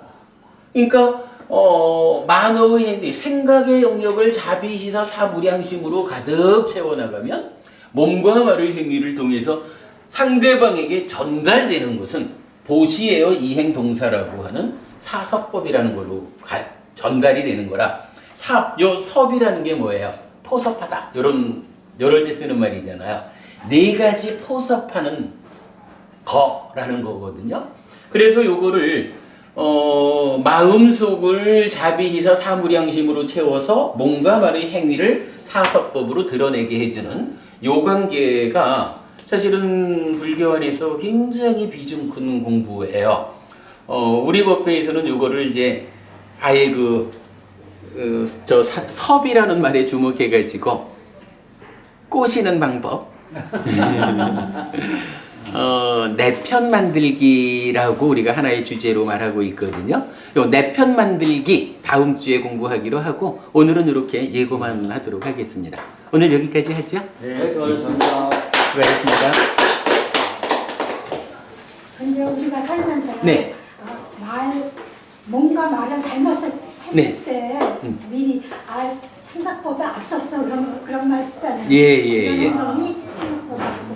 보통 그렇게 말을 하죠. 원리적으로 보면은 만호가 앞서고 그렇죠. 이게 그러니까 나야 되는데 만호가 이게 그러니까 사띠가 힘이 있으면 사실은 나의 만호가 잘못 생각하고 있구나 그래서 제어를 해줄 텐데 그거 제어되지 못하고 행위가 돼버린 거야. 근데 사띠가 힘이 있으면 사실은 생각이 앞선 게 아니라 이 생각이 제어되지 않았기 때문에 호닥 뭔가 말로 드러난 거를 사띠가 힘이 있어서 이걸 제어해주면 제어해주는 데서 이제 의미를 그렇죠. 해결이 되는 거 그렇게 봐야 되죠. 사띠의 제어가 약한 상태에서 이제 예. 그러니까 만호의 행위 자체를 내가 발견하지 못하고 뭔가 말의 행위가 드러난 거지. 실제로 뭐 행위가 앞섰어 이런 것은 있을 수 근데 없죠. 보통 우리 말하기는 그렇죠. 그래서 숙소에서는 생각이 짧았다고 표현하는 생각이 짧았다. 예, 뭐 그런 거지요. 사람 말하는 일반인은 잘 모르고 그렇죠, 맞습니다. 숙소에서는 그냥 생각이 짧아. 그러니까 이제 우리가 그런 부분을 배워가자는 게 삶의 테크닉을 익히자 이런 이야기가 되는 거죠. 나쁜 사람이야. 왜요? 나쁜 왜요? 사람이에요. 왜요? 키가 작으니까 생각이 짧나 그래서 제가 아. 너무 그랬어요. 그러시구나.